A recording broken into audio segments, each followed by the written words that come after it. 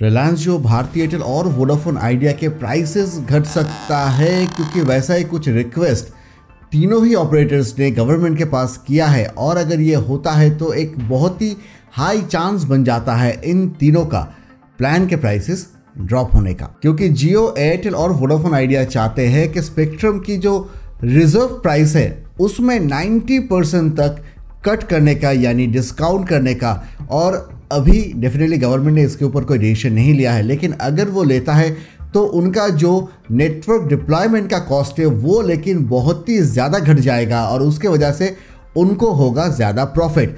और अगर ये जो प्रॉफिट उनका होगा, ये अगर थोड़ा सा भी अगर उनके सब्सक्राइबर को वो पास ऑन करते हैं तो उसके जगह पे आपके एट प्रेजेंट जो आपको प्राइस देना पड़ता है हर कोई रिचार्ज के लिए, वहाँ पे आपको भारी मात्रा में डिस्काउंट देखने को मिल सकता है।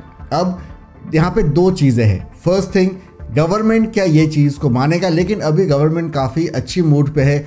ऑलमोस्ट टेलीकॉम ऑपरेटर्स जो भी मांग रहे हैं वो कर दिया जा रहा है, तो हो सकता है कि ये हो जाए। लेकिन उसके बाद आता है सबसे बड़ा क्वेश्चन कि उनको जो एक्स्ट्रा प्रॉफिट होगा क्या वो अपने पास ही रख देंगे या अपने जो सब्सक्राइबर्स है उन तक वो प्रॉफिट पास ऑन होगा। आपको क्या लगता है जरूर कमेंट्स में लिखिएगा। आपने काफी कुछ सुना होगा स्टॉक मार्केट और बाकी इन्वेस्टमेंट आइडियाज के बारे में, लेकिन किसी और के इन्वेस्टमेंट एडवाइस के ऊपर आंख बंद करके ट्रस्ट करने से अच्छा है कि इन्वेस्टमेंट से पहले आप खुद की रिसर्च कर लो। किसी भी तरह का रिसर्च करने के लिए सबसे इंपॉर्टेंट होता है करेक्ट डेटा जो इजी टू अंडरस्टैंड हो। और मेरी खुद की इन्वेस्टमेंट के लिए मैं टिकरटेप ऐप का इस्तेमाल करता हूँ। टिकरटेप ऐप प्ले स्टोर पे अवेलेबल है और ऑलरेडी 50 लाख से भी ज्यादा लोगों ने इसे डाउनलोड भी कर लिया है। अब चलिए देख लेते हैं कि टिकरटेप ऐप कैसे काम करता है। इस पे आप कोई भी स्टॉक या फिर म्यूचुअल फंड को एनालाइज कर सकते हो। जैसे कि आप देख सकते हो, इधर मैंने रिलायंस का स्टॉक सर्च किया है और इस कंपनी का सारा डिटेल्स यहाँ पे अवेलेबल है, जिससे आप आसानी से डिसाइड कर सकते हो कि इस स्टॉक में इन्वेस्ट करना है या नहीं। टिकरटेप का स्टॉक स्क्रीनर पे 250 प्लस फिल्टर्स अवेलेबल है, जिससे आप फिल्टर लगा के स्टॉक्स को शॉर्टलिस्ट कर सकते हो। साथ ही अगर आपको कोई भी म्यूचुअल फंड को एनालाइज करना हो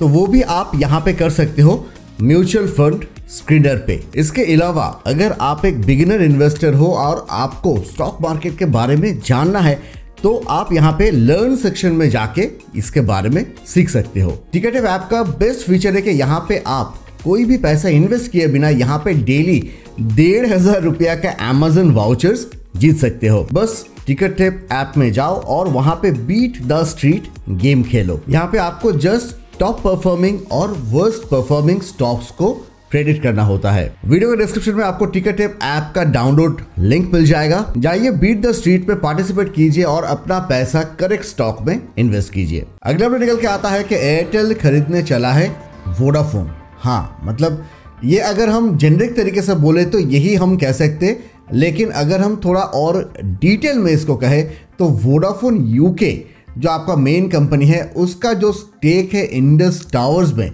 वो है 21%। इसका प्रेजेंट मार्केट वैल्यू है 11,571 करोड़ और उसमें से 4.7% एयरटेल खरीदना चाहता है। तो अल्टीमेटली वोडाफोन आइडिया का ही जो इन्वेस्टमेंट है वहां से कुछ परसेंटेज एयरटेल लेने वाला है। अगर आप एक आईफोन खरीदने के बारे में सोच रहे थे और आईफोन महंगा होने की वजह से नहीं खरीद पा रहे थे तो अभी आईफोन खरीदना काफी इजी होने वाला है, क्योंकि आईफोन का जो SE3 या फिर SE 2022 वर्जन आने वाला है वो लेकिन काफी कॉस्ट इफेक्टिव है और ये एक काफी अच्छा और पावरफुल स्मार्टफोन है, क्योंकि यहाँ पे आपको सेम चिपसेट देखने को मिलेगा जो आपको आईफोन 13 में देखने को मिलता है। अब यहाँ पे कुछ फीचर्स आपका कम है और उसके साथ आपका जो साइज है स्क्रीन का वो छोटा हो जाता है। तो यहाँ पे आपको क्या क्या मिलेगा, इसमें आपको एक 4.7 इंच का रेटिना HD डिस्प्ले मिलेगा। अब ये रेटिना HD डिस्प्ले लेकिन काफी बेहतरीन एक डिस्प्ले है। इसके साथ आपको एक 12 मेगापिक्सल का कैमरा मिलेगा जो आपका HDR एंड बाकी सारा चीज़ें सपोर्ट करता है और ये आपका IP67 भी रेटेड है, तो आप आराम से इसको थोड़ा पानी वानी में अगर डूब भी जाए गिर भी जाए तो कोई प्रॉब्लम नहीं है। और इसका जो प्री ऑर्डर है वो आपका कल से यानी 11 मार्च 2022 से स्टार्ट होगा। अब प्राइस क्या है, प्राइस आपका इसका 64 GB वाला जो वेरिएंट है वो आपका 43,900 पे है 128 GB वाला वेरिएंट 48,900 और 256 GB वाला वेरिएंट 58,900 पे मिलेगा। अब ये प्राइस आपको जब सुनने को मिला, इसके बाद क्या आप एक आईफोन लेने के बारे में सोच रहे हो? जरूर कमेंट्स में लिखिएगा। अगला अपडेट निकल के आता है महिंद्रा स्कॉर्पियो के बारे में। महिंद्रा स्कॉर्पियो जब भी हम लोग एक एसयूवी के बारे में सोचते हैं तो स्कॉर्पियो या फिर उसी के जैसे गाड़ी हमारे मन में आता है। और स्कॉर्पियो जितने भी अभी एसयूवी बिकते हैं उसमें वन ऑफ द मोस्ट आपका सक्सेसफुल एसयूवी है और कितने सालों से वो बेचा जा रहा है। अब यहाँ पे एक कंप्लीटली इसका एक मेकओवर आपको यहाँ पे देखने को मिलेगा। अब इसके बारे में ये आएगा 2022 में एक स्कॉर्पियो का नया वर्जन, ये तो पता चल रहा था, लेकिन इसका जब एडवर्टाइजमेंट शूट हो रहा था वहां से एक पिक्चर लीक होके आया है जो आपको स्क्रीन के ऊपर अभी दिख रहा है।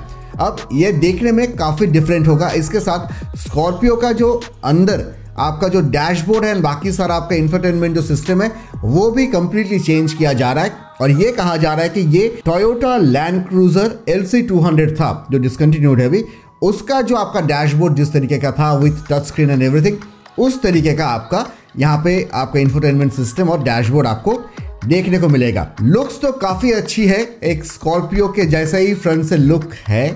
अब आप ज़रूर कमेंट्स में लिखिएगा कि आपको कौन सा ज़्यादा अच्छा लगा, ये नया स्कॉर्पियो या फिर लास्ट जनरेशन का जो स्कॉर्पियो था वो। अगला अपडेट निकल के आता है कि अमेजन का सर्विसेज कंप्लीटली शटडाउन हो गया है। अमेजन प्राइम भी कंप्लीटली शटडाउन हो गया है।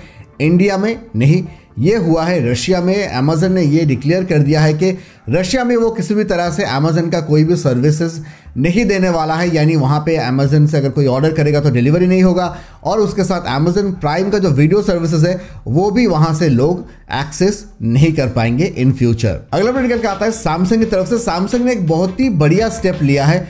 उन्होंने इलाहाबाद में एक ऐसा स्टोर उन्होंने वहाँ पे स्टार्ट किया है जहाँ पे जो स्टोर मैनेजर्स है वहाँ से लेके जो आपके स्टोर के जो एक्सपीरियंस कंसल्टेंट्स है, यानी जो लोग आने से बात करते हैं जो, वो सब ही महिलाएं हैं। यानी वो स्टोर कंप्लीटली महिला के द्वारा ही आपका चलाया जाता है, जो एक काफ़ी अच्छा चीज़ है। आई एम श्योर ये देखने के बाद सैमसंग छोड़ के बाकी और भी जो बड़े बड़े ब्रांड्स है वो भी इस तरीके का स्टोर्स चलाएंगे और उसके लिए डेफिनेटली सैमसंग को मेरे तरफ से एक हैट्स ऑफ।